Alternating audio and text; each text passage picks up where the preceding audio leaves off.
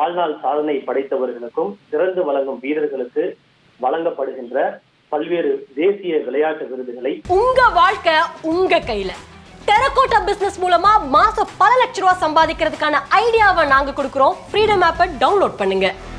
மத்திய அரசு அறிவித்துள்ளது.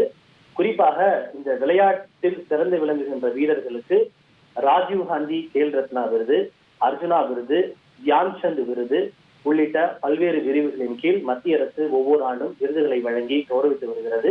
அந்த வகையில் இந்த ஆண்டுக்கான ராஜீவ் மேஜர் தியான்சந்த் கேல் ரத்னா விருது 4 பேருக்கு அறிவிக்கப்பட்டுள்ளது. குறிப்பாக செஸ் சதுரங்க போட்டியில் சாம்பியனாக திகழக்கூடிய தமிழகத்தை சேர்ந்த சதுரங்க வீரர் குகேஷுக்கு கேல் ரத்னா விருது அறிவிக்கப்பட்டுள்ளது.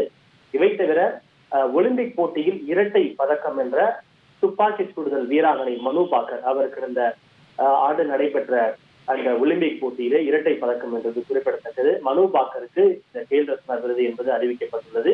இவை தவிர ஹாக்கி வீரர் ஹர்மந்தன் பிரீத் சிங் அவர்களுக்கும் பாரா அத்லட் வீரர் பிரவீன் குமார் அவருக்கும் இந்த கேல் ரத்னா விருது அறிவிக்கப்பட்டுள்ளது. இவை தவிர அர்ஜுனா விருதுகளும் பல்வேறு வீரர்களுக்கு வழங்கப்பட்டுள்ளது. மொத்தம் 32 வீரர்களுக்கு அர்ஜுனா விருது அறிவிக்கப்பட்டுள்ளது. நீச்சல், தடகளம், ஸ்குவாஷ், துப்பாக்கி சூடுதல், பாரா ஷூட்டிங், பேட்மிண்டன் உள்ளிட்ட பல்வேறு வீரர்களுக்கும் இந்த அர்ஜுனா விருது அறிவிக்கப்பட்டுள்ளது. குறிப்பாக தமிழகத்தை சேர்ந்த வீராங்கனையான பாரா பேட்மிண்டன் வீராங்கனை துளசிமதி முருகேசன் அவருக்கும் இந்த ஆண்டு இந்த அர்ஜுனா விருது என்பது அறிவிக்கப்பட்டுள்ளது.